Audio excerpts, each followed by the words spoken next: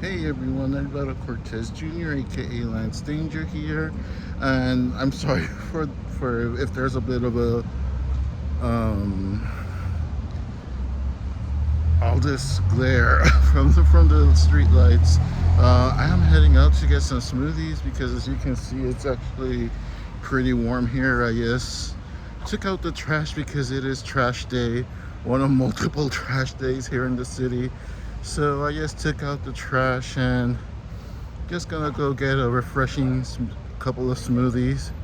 And I was pondering since yesterday a comment that I saw on one of my earlier videos from, I think it was this week or last week. It was a follow-up to the DIY comic videos, um, where I actually showed the comic that I printed at home. And commenter Stranger Than Fiction STF commented on the video, wondering why I don't have more subscribers on my channel. First of all, thank you so much. That's a pretty big compliment, to be honest. And to answer that question, I'm my own worst enemy.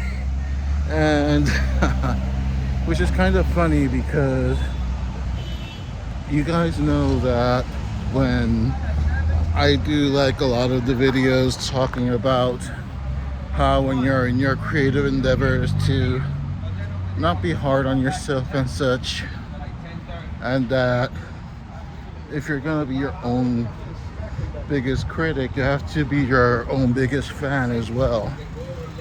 And definitely over the last few years, I have not shied away from being my own biggest fan. Sorry for the shaky cam. And sorry for switching hands constantly. There's no elevator in the building I live, so it's a long walk down to throw away the trash and such. Anywho, as I was saying, you have to be your own biggest fan as well. And even though the last couple of years I haven't shied away at all from being my own biggest fan, there was a long time also where I was my own biggest enemy. And to an extent, I kind of still am. YouTube, I've been very invested in YouTube ever since it first came out. Like, I was one of those first people that was watching it constantly when it first came out, especially with my best friend in Puerto Rico. We were just enamored by the platform because, to an extent, it was like stuff that we would talk about when we were in middle school and high school, of like, man, if we had our own radio show, that would be so cool. Or if we had our own TV show, kind of like the Anti-Gravity Room on Sci-Fi, that would be so awesome.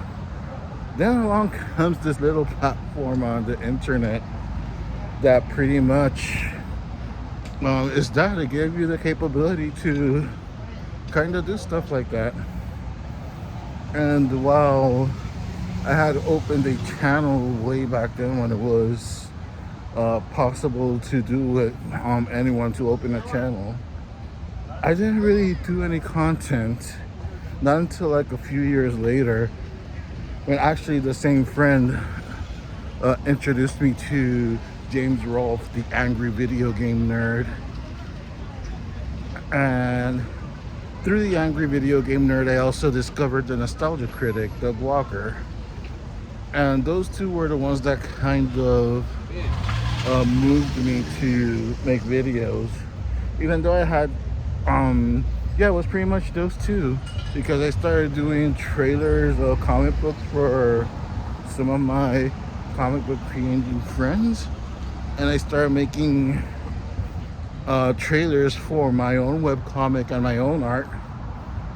And after kind of doing that and seeing that it was being real well received back then, and I was cutting my chops on, video editing, which I had not done in a long while, I'm discovering how much easier it is to do it in a computer. Like a lot of it was Windows Media Maker back then. And like software like One True Media on the internet, which basically let you do montage videos with pictures and illustrations and such, and put music to it as well, of course. And it was a lot of fun, and doing that, seeing what I still remembered and the new technology that I was learning, that's when I thought to myself, well, why don't I just make videos of myself also then?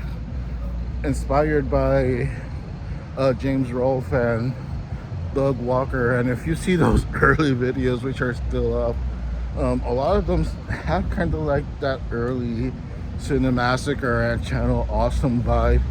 Even people that see the videos nowadays for the first time, they'll see something like my top 10 or top 7, I don't remember what it was, I think it was 7, top 7 comic books that made me want to make comic books, for example. I'll probably put a card on the video or note somewhere to link that to that video. Even to this day, if somebody sees that video for the first time, they'll tell me, I dig that video. It kind of has like a Doug Walker kind of vibe to it. I'm like, yeah, yes, I'm not gonna lie. Yeah, there probably was a lot of James Rolfe and Doug Walker in those very early videos, and maybe even still to this day. Again, they were both huge influences when I started doing YouTube back in the day, to the point where actually when Doug Walker Blip TV, if you remember what Blip TV was, my hat's off to you. Channel Awesome used to upload their videos to Blip TV when they encountered copyright issues on YouTube. When Blip TV went under, they came back to YouTube with a channel called the League of Super Critics, and they actually subscribed to my channel. And it's funny because up until that channel eventually died off, they were still subscribed to me, which was insanely mind-blowing to me. And that same week on Twitter, Hulu's account actually followed me on Twitter, back when X was Twitter. I feel so old talking about Blip TV and Twitter and shit. But yeah, these grays are probably half of it is because of the internet, not gonna lie. So yeah, in the same week, the League of Super Critics subscribed to my channel, and Hulu followed me on Twitter, and I entered a massive depression, to be honest. I guess it was imposter syndrome or something.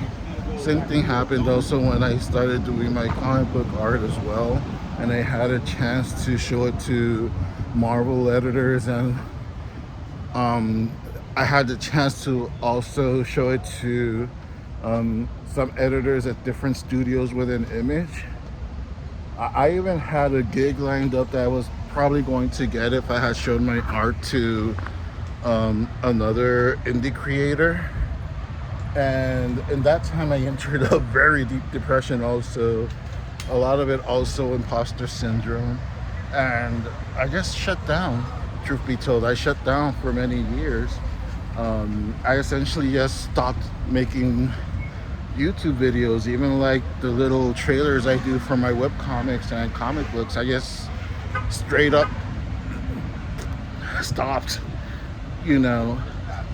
and every now and again I would get kind of like the itch to do them again, and I would.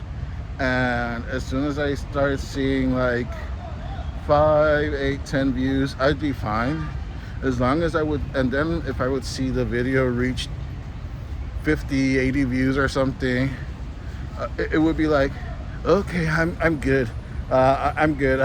Enough people have watched my silly videos. Um, so I would just stop again. So it was like just that constant stop and go. Um, all because of me, you know. There's no one else I could blame about that, obviously. That, you know, it really truncated a lot of my growth online. And I think to an extent, I also put a lot of unfair pressure on myself to make those videos. And to an extent, it stopped being as fun as it was in the beginning when I was doing YouTube. And after I took a very extended break from doing YouTube videos, it was probably a couple of years. Maybe I would upload a video every now and again during that space, but it would be like a 1 minute, 2 minute trailer, or doing like one of the spoken word videos, which now I'm finally putting music to them. If you've been keeping up with the channel. And then when I moved to New York, I kind of got the bug again, and I started doing videos more consistently, and the channel was starting to kind of grow again. Like I was almost like a maybe close to 100 subs or something originally, and then I was back down to like maybe 20 by the time I started doing YouTube videos again. And then I was actually starting to get some more traction again, especially with the 100 days of making comics videos. And one of the videos, those videos actually helped me earn being a YouTube partner, being in the partnership program before the whole adpocalypse thing that happened with PewDiePie and whatnot, when it was much simpler to become a YouTube partner. I had become a YouTube partner. I was close to 100 subs again, and then YouTube stopped my demonetization. Well, yeah, they demonetized me for 30 days while they investigated my channel because one of my videos had more views than usual. That video made like, it was something ridiculous, like 40 cents, that video. And because that video made 40 cents, it was a lot of money all of a sudden for my YouTube channel. So they demonetized me for 30 days while they did an active investigation to make sure that bots weren't used to inflate artificial views into that video, and to not like defraud sponsors and ad revenues and such. Of course I didn't use bots, and of course the investigation concluded that I did not use bots, but it was so frustrating that it was just something so over so little, you know, like I don't know if it was even 40 cents, I think it was less. And yes, I made a video about it that time too, and it's actually one of my better received videos as well. And I just got burned out. It stopped being fun again, and again I took a very extended break. Just when I was starting to get momentum again, I took another extended break for burnout, but not through imposter syndrome, but just because the whole principle of the thing, I guess that's what I told myself to justify it. Who knows, maybe it was just imposter syndrome again, and just saying that it was because of the principle of the matter was more convenient. A more velvet lie or something to myself, to make it softer, to say I had imposter syndrome again, enough people watched my YouTube again or whatever. And then it wasn't until like just after the pandemic, I think it was, is that I started doing YouTube again, inspired by other colleagues that were doing their own YouTube videos at the time.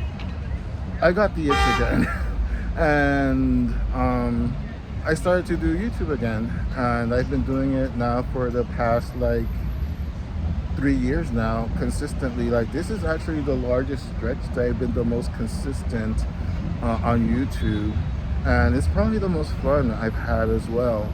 And my channel, which was at 75 subs, I think, or maybe a little less when I had started doing YouTube videos again, eventually it exploded to 1,000 subs, and like maybe not a week after that, I had gotten the watch time as well for monetization. So like again, once again during that same week, I got hit 1,000 subs, and then I got the whatever watch time it is nowadays. I forget, to be honest. I wasn't like that enthused about getting monetization again because of feeling burnt out from the last time I had monetization and not being grandfathered into the YouTube partnership program when the ad apocalypse happened. And you know, at least this time I didn't get imposter syndrome. The times that I have spent like lagoons where I haven't been uploading within a couple of weeks or maybe a month or something, it's usually something like health related, or like recently when I was starting to get false flags and stuff like that, that I would have to like go to different videos of mine, private them and edit them, and a whole process, you know. And yeah, the channel has been growing a lot over the last couple of years, which I'm really grateful to anyone. Like, I think that imposter syndrome has been really replaced with gratitude to an extent, which I guess is the healthier way to go around things. I'm not promising that I won't get burnt out at any point, or be like, okay, enough people viewed my stuff, it's time to move on again.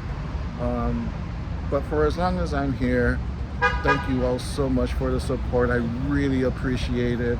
I never thought I was going to get like a fifth chance on YouTube to keep growing again. And again, just thank you. And I hope that answers any of those questions. I know it was like a long-winded answer to an extent. I guess part of it is cathartic to just talk about it. I don't talk about it as explicitly as I did right now. I have mentioned it before, like briefly in other videos and other live streams, but again, it was a question that was popping up more frequently in private. And since Stranger Than Fiction STF asked that, you know, I thought it would be good to just answer it and clear the air in my own head about why my channel isn't more popular or successful and whatnot. Honestly, I'm just having fun, and if you guys are having fun as well, that's all that matters to me. If it keeps growing, that's just like honestly the cherry on top of the sundae. Whatever the future holds for the channel, it's all thanks to you guys as well. So once again, thank you, and I will catch you all tomorrow for another day of VEDA. And also don't forget to check Crazy Knight's channel, that he's also participating in this challenge for volume 2. Hope you all enjoy all the content that's going to come out. I'm gonna go get a smoothie.